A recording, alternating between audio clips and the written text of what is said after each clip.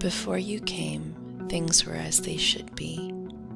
The sky was the dead end of sight. The road was just a road, wine merely wine.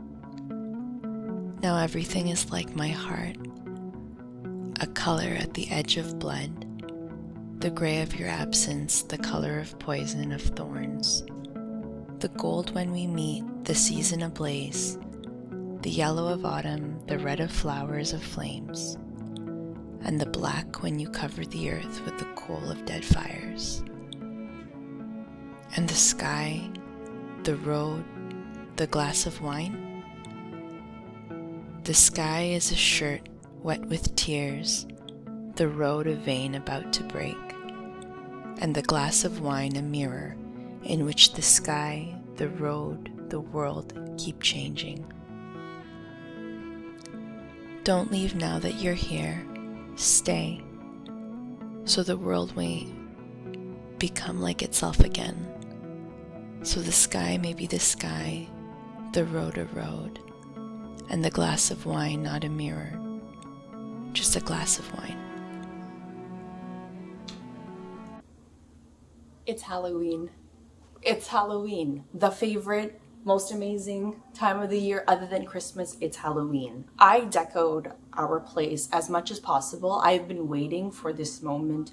I cannot tell you how long I've been waiting for this moment. Primarily because we were living in rentals for such a long period of time that, let's be honest, it's not the same when you try to deco like a haunted house, like a rental. It's not the same. Over the past few weeks, we've been slowly adding to it, and I'm excited to show you a little bit of our creations and how we decoed this to look like not a haunted house. It does not look, as you can tell, you can barely see anything going on. This was my anniversary gift for our wedding, or dating anniversary.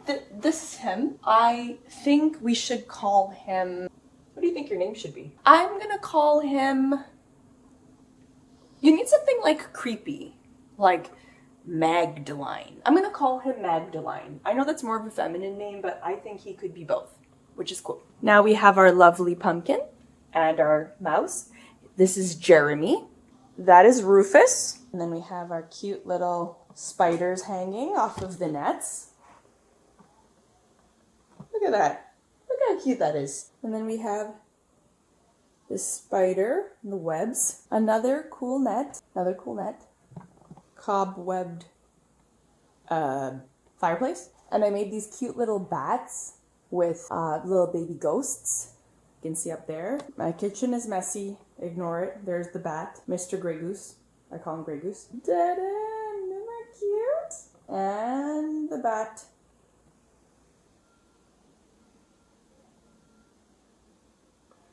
So we have a Halloween party coming up tonight, so I'm going to be getting ready for that. You're going to get to see my costume. You guys have already seen this costume. I realized this marks like almost a year, probably a little over a year of me dressing up as this and launching my very first YouTube video, which is kind of trippy actually. I just realized that.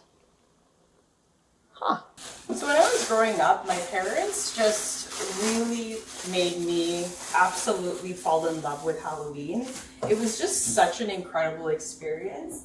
And honestly, ever since then, I just love it. It's just the best. Halloween was like the first time my parents pretty much created this experience of westernizing things. And I think Christmas really followed suit as well, which is where there's such a deep meaning for me in terms of what Halloween means. And honestly, it's probably where my love of like acting and film came in, just because it was always like dress up. You could always just dress up to be someone else. Just, I don't know, so much fun and such a great time. We are having a Halloween party tonight, so I am pumped. I'm just getting the tablecloth, aka garbage bag, on top of here. I'm gonna start to tape it to the table. Just so that nothing dirty gets on there. And then, yeah, gonna be good. It's gonna be good.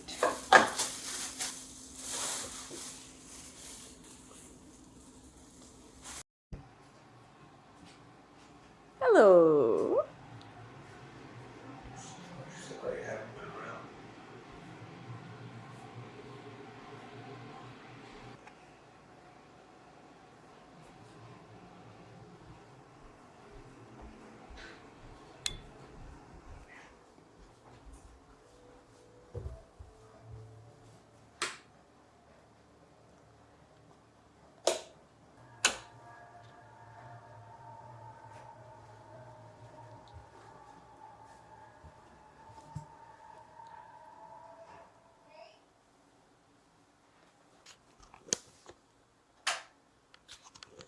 It's a little harder to see in the light, but this is my costume.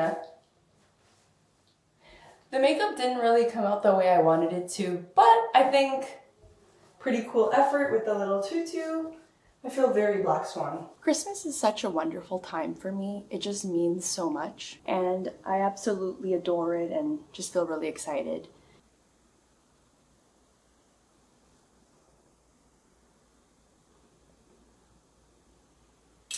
So when my parents came to Canada, they were very adamant on making sure my brother and I just had a really better life, and really wanted to connect with the culture, especially the Western culture.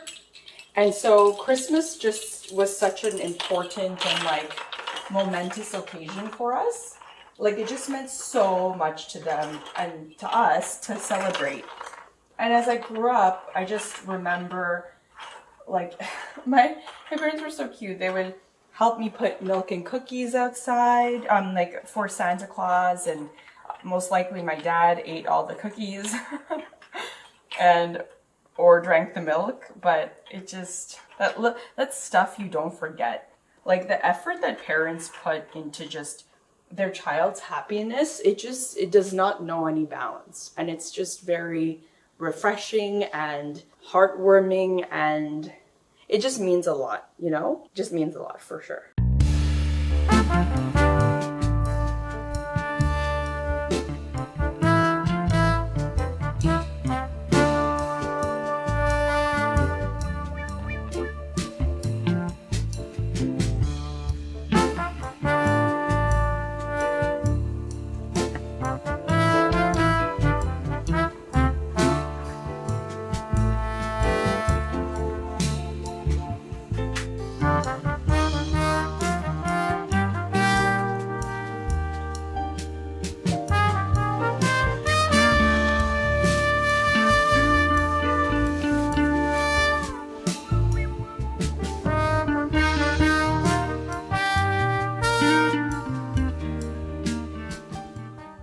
I launched a photography and videography company called On a Cloud Creative, and it's a collective of incredible artists based all over Canada that service weddings and events.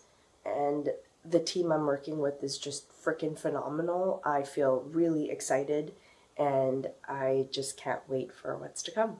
I think I'm fully understanding the importance of my clothes and how what I wear really affects how I feel. And I've been doing this thing where I've been getting up in the morning really, really early, 5:30 to 6. And one thing that I'm noticing is if I can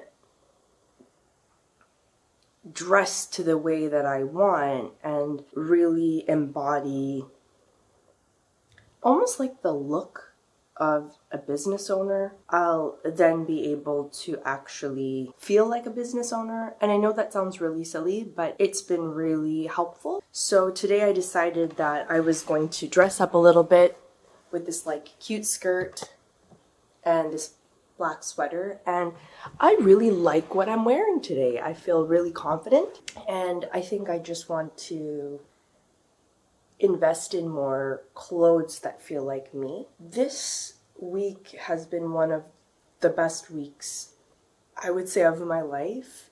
I always feel this sense of freedom, and I didn't realize that that is my main driving force.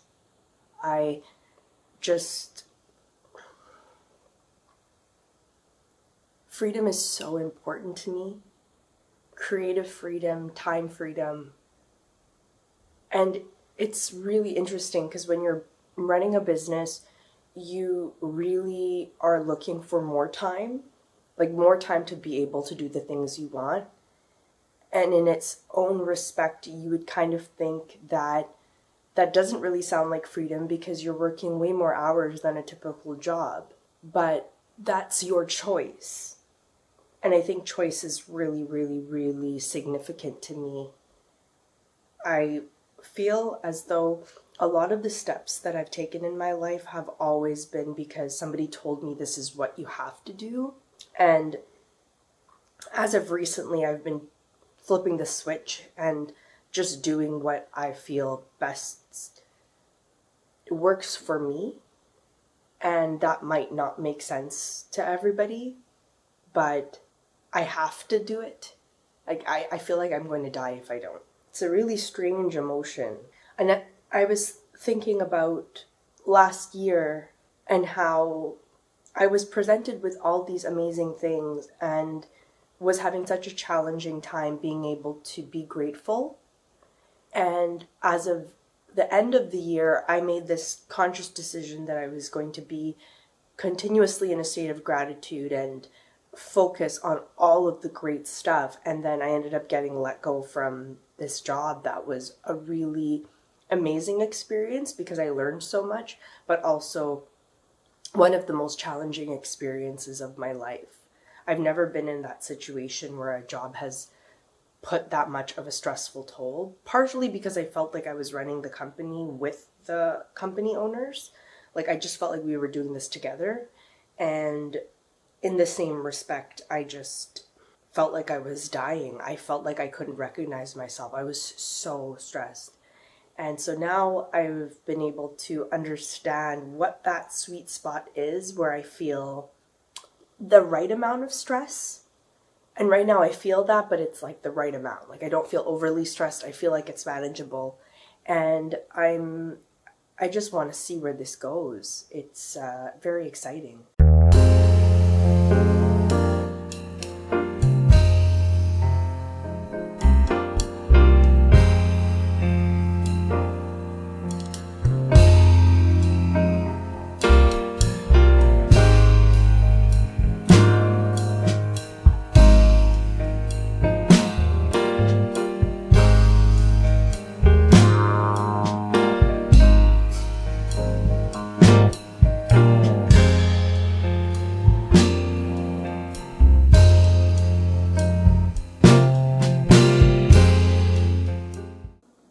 Whenever I have a morning like this where I'm just not feeling up to it, I always think to myself, Rach, you got 9 hours. It's 1 o'clock.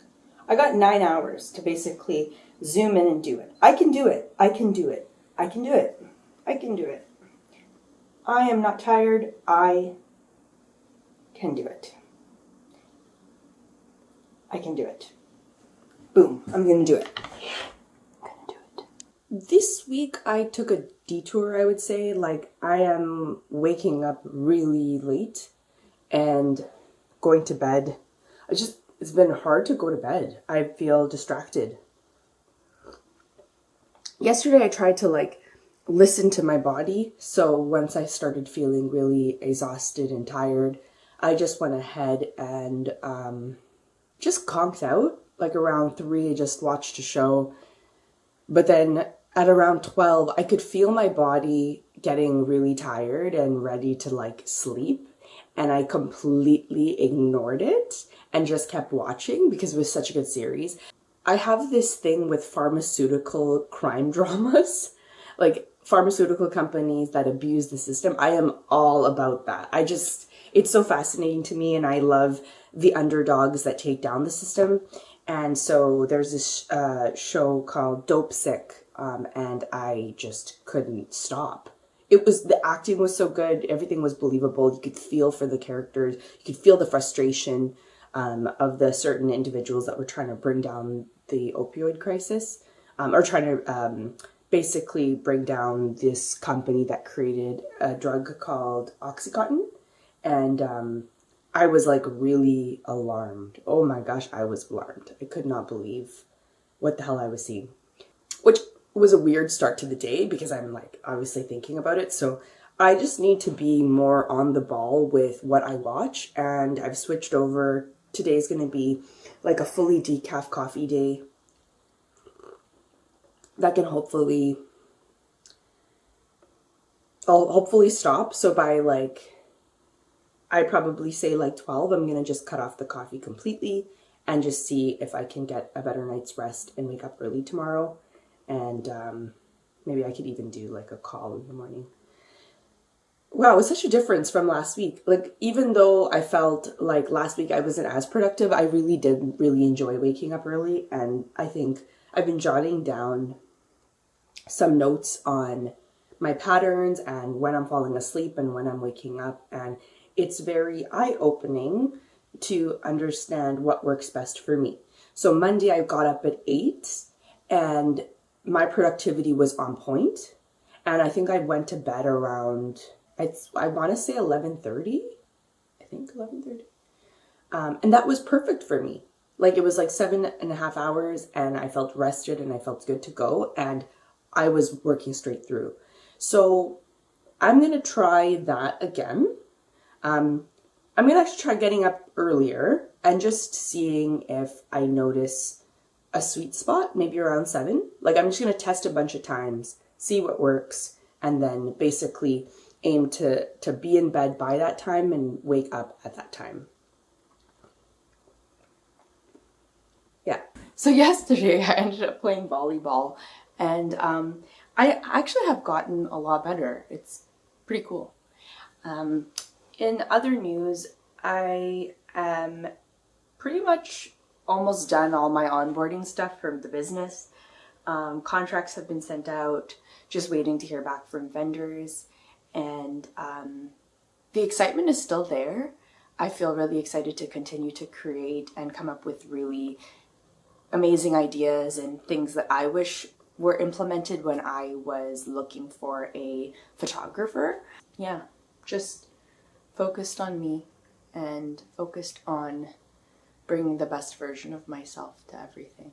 I think I feel a bit like scared, kind of like, I don't know if I can do this, but I'm just gonna keep working and move past that point. I know I can do it. Like, I have evidence of the sales I've made in totally different industries, things that I wasn't necessarily well versed in, but like, I would say I have above average sales skills, and I kind of know how to ask the right questions and really connect with people. And I think it's a strength, and I'm going to use that strength to basically sell what I believe is going to be the best photography and videography.